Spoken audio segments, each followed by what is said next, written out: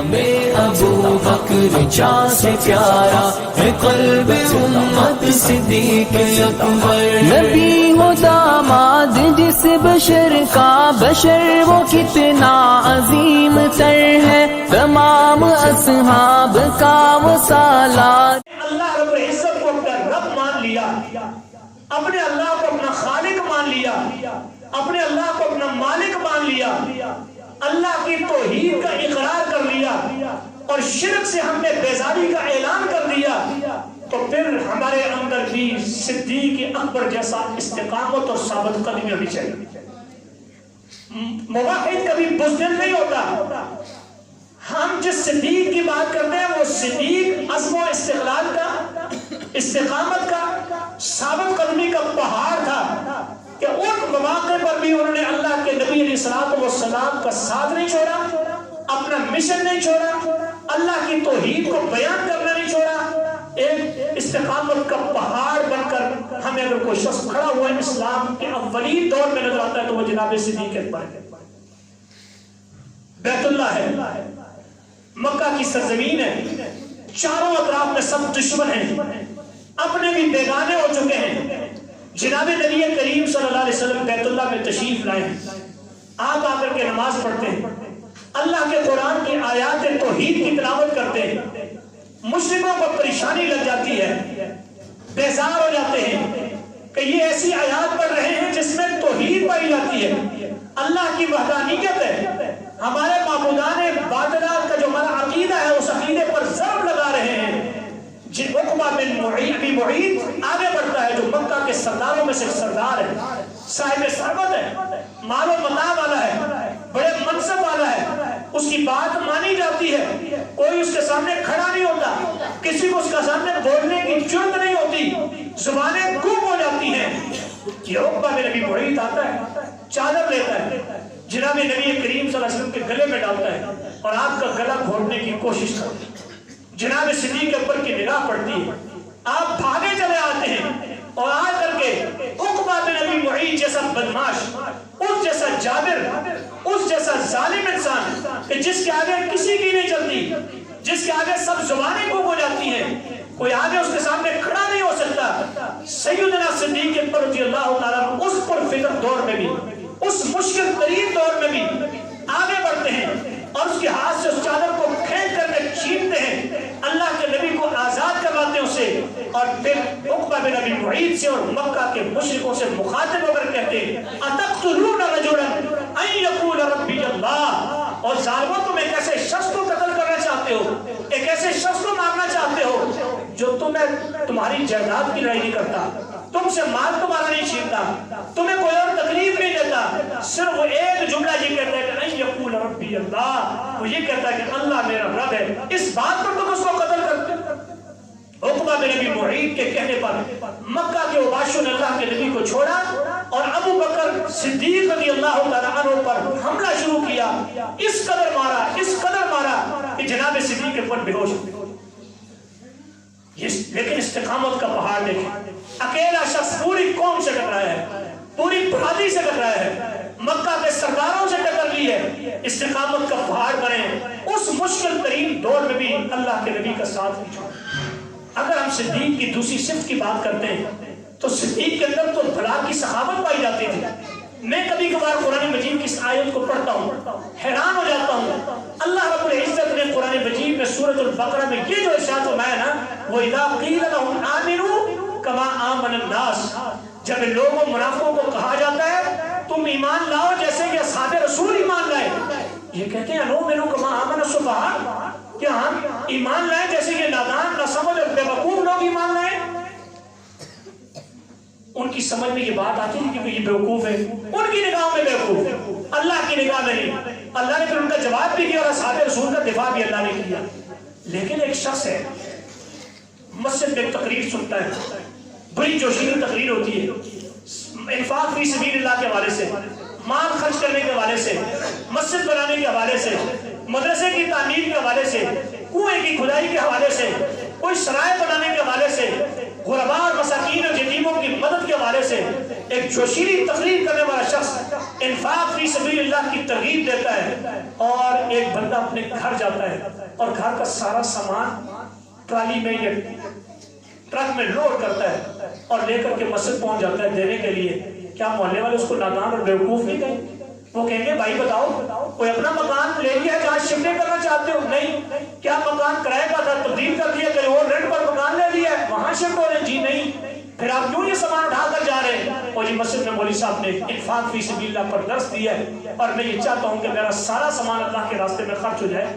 وہ منافق تو منافق رہے، اچھے بھلے مسلمان بھی کہیں گے بھائی تمہیں کیا ہو گیا ہے، وہ سامان دینا ہے، کچھ نقدی دے دو، کچھ سونا دے دو، کچھ تھوڑا بہت مال دے دو، پورے گھر کا سارا سامان اٹھا کر کے دے دو۔ یہ اصحاب رسول کو یہ اعزاز حاصل تھا۔ اس دنیا میں اصحاب پیغمبر جیسا کوئی نہیں اور صدیق جیسا کوئی نہیں ہے کہ جو اللہ کے نبی کی آوازے پر اپنا سب کچھ لٹا دیتے تھے۔ تبھی تو ان بدبختوں کو یہ خیال آیا کہ یہ تو بیوقوف ہے، اللہ کے نبی بچے مانگتے ہیں تو یہ بچے پیش کر دیتے، نوجوان پیش کر دیتے، نہ ان کو اپنی بیویوں کی پرواہ، نہ ان کو اپنے بچوں کی پرواہ، نہ ان کو اپنے والدین کی پرواہ، نہ اپنی جانوں کی پرواہ، نہ اپنی تجارت کی پرواہ، نہ اپنے مال و متاع کی پرواہ۔ سب کچھ اللہ کے نبی کی آوازیں پر لبیک کہتے ہوئے سب کچھ قربان کرنے کے لیے تیار ہو جاتے ہیں۔ یہ جناب صدیق اکبر ہیں کہ سیدنا عمر کہتے ہیں کہ اللہ کے نبی علیہ السلام نے ہم سے چندہ مانگا جہاد فی سبیل اللہ کے لیے،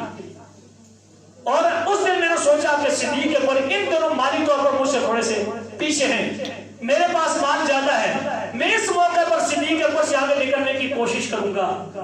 اور جب مال لے کر اللہ کے حضور پیش ہوئے،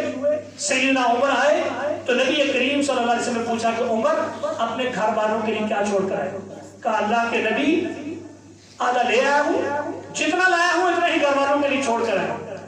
صحابہ باری باری آتے ہیں، اپنا اپنا مال پیش کرتے ہیں۔ جناب صدیق اکبر رضی اللہ تعالیٰ عنہ بھی آئے، فرمایا صدیق آپ کیا لے کر آئے، کیا چھوڑ کر آئے؟ کہا اللہ کے نبی گھر میں اللہ اس کے رسول کا نام کے سوا جو کچھ تھا سب آپ کے قدموں میں لا کر ڈیٹ کر دیا، سب کچھ قربان کر دی۔ یہ جذبہ آج بھی مسلمانوں کو چاہیے، آج بھی ہمیں اس نیکی کا جذبہ چاہیے کہ ہم سے بھی اللہ رب العزت کے لیے مال مانگا جائے، اللہ رب العزت کے لیے، تو ہم اللہ کے نام پر اپنا سب کچھ قربان کرنے والے بنتے ہیں۔ اور اسی طریقہ سے جناب صدیق اکبر رضی اللہ تعالیٰ عنہ کے اندر 5 اوصاف ایسے پائے جاتے تھے جو 5 اوصاف جناب نبی کریم صلی اللہ علیہ وسلم کے اندر پائے جاتے تھے۔ 5 اوصاف آپ سب نے وہ حدیث سن رکھی ہے، جب نبی کریم صلی اللہ علیہ وسلم پر وحی نازل ہوئی، پہلی وحی، آپ اپنے گھر تشریف لائے، اپنی زوجہ سیدہ خدیجہ سے کہا کہ مجھے کمبل اڑا دو۔ کچھ دیر کے بعد آپ کو افاقہ ہوا، آپ نے غار حرا کا سارا واقعہ اپنی زوجہ محترمہ کو بیان کیا۔ اما جان نے جناب نبی کریم صلی اللہ علیہ وسلم کو یہ آگے سے جواب میں تسلی کے والے الفاظ کہے، کلا واللہ لا یخزیک اللہ ابدا، ہرگز نہیں، اللہ کے نبی میں اللہ کی قسم کھا کر کے کہتی ہوں اللہ آپ کو کبھی ضائع نہیں کرے۔ کیوں؟ انک لتصل الرحم، آپ کے اندر صلہ رحمی پائی جاتی ہے، آپ رشتہ داری کو جوڑتے ہیں، جو معاشرے پر بوجھ ہے، جو لوگ کما نہیں سکتے آپ ان کو کما کر کے دیتے ہیں، اور پھر آپ ایک ایسی ہستی ہیں کہ لوگوں کا بوجھ اٹھاتے ہیں، آپ حق کی حمایت کرنے والے ہیں، آپ مہمان نواز ہیں۔ یہ 5 اوصاف اماں جان خدیجہ الکبریٰ نے جناب نبی کریم صلی اللہ علیہ وسلم کے بیان کیے۔ یہ اماں جان خدیجہ الکبریٰ نبی کی بیوی ہیں، نبی کے اوصاف بیان کر رہی ہیں، لیکن جناب صدیق اکبر کے اندر بھی یہ 5 اوصاف بیان پائے جاتے تھے۔ اور جب مسلمان حبشہ کی طرف ہجرت کر کے جانے لگے، صدیق اکبر نے بھی ہجرت کا ارادہ کیا، ایک مقام تک پہنچے، آگے ایک مکہ کا ایک کافر ابن دغنہ مل چکا جو قارہ قبیلے کا سردار تھا، ابن دغنہ۔ اس نے کہا صدیق کہاں جانے کا ارادہ ہے؟ کہا کہ ہجرت کر رہا ہوں، ظلم و ستم سے پریشانیوں سے تنگ آ چکا ہوں اور وہاں جا رہا ہوں جہاں باقی لوگ ہیں۔ کہا کہ صدیق تجھے نہ تو نکل سکتا ہے اور نہ تجھے نکالا جا سکتا ہے، میں اپنے ہاں تجھے پناہ دوں گا، میرے پاس آ جاؤ، میں آپ کو پناہ دیتا ہوں۔ جناب صدیق اکبر رضی اللہ تعالیٰ عنہ کو اس نے 5 اوصاف جو جناب نبی کریم صلی اللہ علیہ وسلم کے اندر پائے جاتے ہیں، یہ 5 اوصاف اس کافر نے، مکہ کے اس مشرک نے اللہ کے نبی علیہ السلام کے جانثار ساتھی جناب صدیق اکبر کو گنائے کہ آپ نہ نکل سکتے ہیں نہ آپ کو کوئی نکال سکتا ہے، آپ تو ایک ایسی شخصیت ہے کہ آپ صلہ رحمی کرنے والے ہیں، آپ حق کی حمایت کرنے والے ہیں، آپ مہمانوں کی مہمان نوازی کرنے والے ہیں، اور آپ معاشرے میں جو لوگ بوجھ ہوتے ہیں جو کما نہیں سکتے آپ ان کو کما کر کے دیتے ہیں، آپ لوگوں کا بوجھ اٹھانے والے ہیں۔ آپ اندازہ لگائیں کہ جناب صدیق اکبر کے اندر وہی 5 اوصاف پائے جاتے تھے جو جناب نبی کریم صلی اللہ علیہ وسلم کے اندر پائے جاتے تھے۔ آج ہمیں بھی اس بات کی ضرورت ہے کہ ہمارے معاشرے کے اندر ہم اپنے آپ کو اہل توحید کہنے والے، اپنے آپ کو مسلمان کہنے والے، جہاں ہمارا نماز پر ہمارا زور ہونا چاہیے، جہاں ہمیں اللہ کا حق پورا کرنا چاہیے، وہاں پر ان 5 اوصاف کو بھی اپنانے کی کوشش کرنی چاہیے۔ جناب صدیق اکبر رضی اللہ تعالیٰ عنہ کے اندر ایک وصف یہ بھی پایا جاتا تھا کہ آپ نے اپنے گھر کے اندر مکہ میں اپنے گھر میں ایک مسجد بنائی ہوئی تھی جہاں پر آپ اللہ کی عبادت کیا کرتے تھے اور قرآن مجید کی تلاوت کیا کرتے تھے۔ آپ کا قرآن سے تعلق کتنا گہرا تھا، آپ قرآن پڑھتے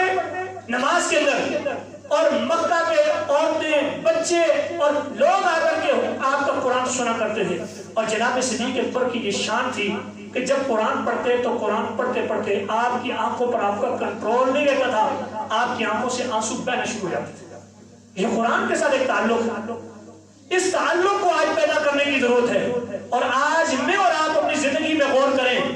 ہفتوں بیت جاتے ہیں، مہینوں بیت جاتے ہیں، ہم قرآن مجید کی تلاوت نہیں کرتے، ہمارا قرآن سے تعلق نہیں۔ جو قرآن محمد کریم صلی اللہ علیہ وسلم پر نازل ہوا اور جناب صدیق اکبر نے جس قرآن کے منزل من اللہ ہونے کی تصدیق کی، جس کی وجہ سے ان کو صدیق کا لقب ملا اور جن کا قرآن کے اتنا گہرا تعلق ہے کہ مکہ کی سرزمین پر رہتے ہوئے بھی رب کے قرآن سے اتنا گہرا تعلق ہے کہ دل سوز آواز میں قرآن پڑھتے ہیں اور آنکھوں سے آنسو بہتے ہیں، اور مکہ کے مشرکوں کو گویا قرآن کے ذریعے ان کو دعوت توحید اور دعوت پیغام الہی پہنچا۔ اور آج ہم مسلمان کہلانے والے، نماز پڑھنے والے، آج ہماری مسجدیں محروم ہیں قرآن کی تلاوت سے۔ میں آج سے اگر 20 25 30 سال پیچھے کی طرف نگاہ ڈالتا ہوں، ہماری مساجد میں، مسلمانوں کی مسجدوں میں فجر کی نماز کے بعد اچھی خاصی تعداد مسلمانوں کی ہوتی تھی جو فجر کی نماز کے بعد بیٹھ کر مسجد میں قرآن پڑھتے تھے۔ اور آج فجر کی نماز میں نمازی نہیں، اور جو نمازی مسجد میں آتے ہیں، مسجدوں کے اندر آپ کو فجر کے بعد ایک آدھ بندہ کوئی ملے تو ملے، وہ بھی بڑی نصیبے والی بات ہے کہ کسی مسجد میں آپ کو فجر کے بعد کوئی بندہ قرآن پڑھتا ہوا نظر آئے۔ نہ ہمارے گھروں میں قرآن، نہ ہماری مسجدوں میں قرآن، نہ قرآن پڑھنے کی کوئی ترغیب، نہ قرآن کے ساتھ کوئی تعلق۔ ہم صدیق کے ساتھ کیسے تعلق کا دعویٰ کر سکتے ہیں کہ جب ہمارا صدیق والے ہمارے اندر اوصاف ہی نہیں پائے جاتے، ہمارا قرآن کے ساتھ تعلق ہی نہیں ہے۔ اپنے اندر صدیق اکبر جیسی اوصاف پیدا کریں، آپ جیسے خصائل پیدا کریں۔ اللہ کی قسم، ہم جن سے محبت کرتے ہیں، ہمیں جن سے محبت ہے اور جن کی محبت کے ہم دعویدار ہیں، ہمیں اپنی پوری زندگی اس بات کی کوشش کرنی چاہیے کہ ہم ان کے اوصاف کو بھی اپنانے کی کوشش کریں۔ جیسے وہ توحید پرست ہیں، ہم بھی توحید والے بنیں۔ جیسے وہ بدعات سے بچتے تھے، ہم بھی بدعات سے بچیں۔ جیسے وہ جناب نبی کریم صلی اللہ علیہ وسلم کی اطاعت اور فرمانبرداری کرتے تھے، ویسے ہم بھی اطاعت کریں۔ اور جیسے وہ معاشرے کے اندر لوگوں کے ساتھ خیر خواہی والے کام سر انجام دیا کرتے تھے، ہمیں بھی وہ کام سر انجام دینا چاہیے۔ اگر تو ہم جناب صدیق اکبر سے محبت کا دعویٰ کرتے ہیں یا صحابہ اور اہل بیت سے محبت کا دعویٰ کرتے ہیں، تو پھر ہمیں یقیناً ان کے تمام اوصاف کو اپنانے کی ضرورت ہے، اور ان کو اپنانے میں ہی دنیا اور آخرت کی کامیابی ہے۔ اللہ رب العزت جناب صدیق اکبر کی سچی محبت ہمیں عطا فرمائے، اور سچی محبت کا تقاضا یہی ہے کہ جو جیسے انہوں نے اللہ کا حکم مانا، جناب رسول اللہ کے طریقے کے مطابق زندگی بسر کی، میں اور آپ بھی اللہ کے حکم کی تعمیر کرتے ہوئے جناب نبی کریم صلی اللہ علیہ وسلم کی سنتوں کو زندہ کرنے والے اور اللہ کے نبی کی تعلیمات کی پیروی کرنے والے، صحابہ کے نقش قدم پر چلنے والے مسلمان بن جائے۔ اللہ کی قسم، اگر ہم ان اوصاف کو اپنا لیں، اللہ کا حق بھی ہم دیں، اللہ کی مخلوق کا حق بھی دیں، تو یقیناً دنیا اور آخرت میں مجھ جیسا اور آپ جیسا پھر بہترین انسان اور بہترین مسلمان کوئی نہیں۔ لیکن ہم صرف محبت کا دعویٰ تو کرتے رہیں، لیکن زندگی ہماری بالکل ان کے طریقے سے بالکل مختلف ہو، تو پھر ہمارا یہ دعویٰ اللہ کے ہاں کوئی معنی نہیں رکھتا۔ اس دعوے کی بنیاد پر ہمیں جنت نہیں ملی، بلکہ ان کے جو اوصاف، ان کی جو تعلیمات، ان کا جو طرز زندگی، ان کی جو طرز معاشرت ہے، ان کا جو عقیدہ ہے اور ان کی عبادت کا جو انداز ہے، جب تک ہم اس کے اندر اپنے آپ کو نہیں لگا لیتے تو فقط دعوے سے کچھ نہیں بنتا۔ اس لیے کہ نہ نسبت کام آتی ہے، نہ دعویٰ کام آتا ہے۔ نسبت اور دعویٰ تب کام آتا ہے جب اس نسبت اور اس دعوے پر دلیل موجود ہو، اور دلیل یہ ہے کہ کوئی زندگی کا لمحہ ایسا نہ ہو جس میں اللہ کے حکم کی تعمیل نہ ہو اور جناب نبی کریم صلی اللہ علیہ وسلم کی سنت کی اتباع نہ ہو۔ اللہ تعالیٰ مجھے اور آپ کو توفیق عطا فرمائے کہ ہم اللہ اور اس کے رسول صلی اللہ علیہ وسلم کی تعلیمات کے مطابق اپنی زندگیاں بسر کریں، اور جن لوگوں سے ہم اپنی محبت کا دعویٰ کرتے ہیں اور جن کی محبت کا پرچار کرتے ہیں اور جن کا ذکر کرنا ہم اپنے لیے سعادت سمجھتے ہیں اور جن کے ذکر کرنے سے یقیناً ہمیں اللہ تعالیٰ کی طرف سے رحمت اور اللہ تعالیٰ کی طرف سے بخشش ملنی ہے، اللہ تعالیٰ نے ان کے نقش قدم پر چلتے ہوئے کتاب و سنت پر عمل کرنے کی توفیق عطا فرمائے۔ اقول قولی ھذا استغفر اللہ لی ولکم ولسائر المسلمین فاستغفروہ انہ هو الغفور الرحیم۔ السلام علیکم ورحمۃ اللہ وبرکاتہ۔ اور آج ہم مسلمان کہلانے والے، نماز پڑھنے والے، آج ہماری مسجدیں محروم ہے قرآن کی تلاوت سے۔ میں آج اگر 20-25-30 سال پیچھے کی طرف نگاہ ڈالتا ہوں، ہماری مساجد میں، مسلمانوں کی مسجدوں میں فجر کی نماز کے بعد اچھی خاصی تعداد مسلمانوں کی ہوتی تھی جو فجر کی نماز کے بعد بیٹھ کر مسجد میں قرآن پڑھتے تھے، اور آج فجر کی نماز میں نمازی نہیں، اور جو نمازی مسجد میں آتے ہیں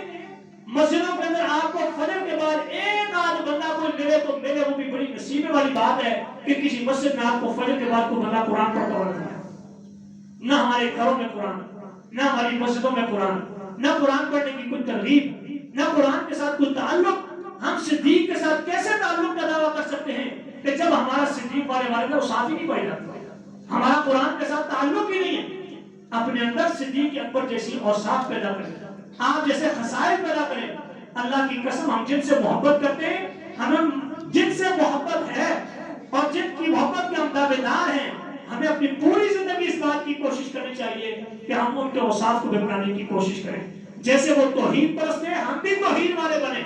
جیسے وہ بدعات سے بچتے تھے، ہم بھی بدعات سے بچیں۔ جیسے وہ جناب نبی کریم صلی اللہ علیہ وسلم کی اطاعت اور فرمانبرداری کرتے تھے، ویسے ہم بھی اطاعت کریں۔ اور جیسے وہ معاشرے کے اندر لوگوں کے ساتھ خیر خواہی والے کام سر انجام دیا کرتے تھے، ہمیں بھی وہ کام سر انجام دینا چاہیے۔ اگر تو ہم جناب صدیق اکبر سے محبت کا دعویٰ کرتے ہیں یا صحابہ اور بیت سے محبت کا دعویٰ کرتے ہیں، تو پھر ہمیں یقیناً ان کے تمام اوصاف کو اپنانے کی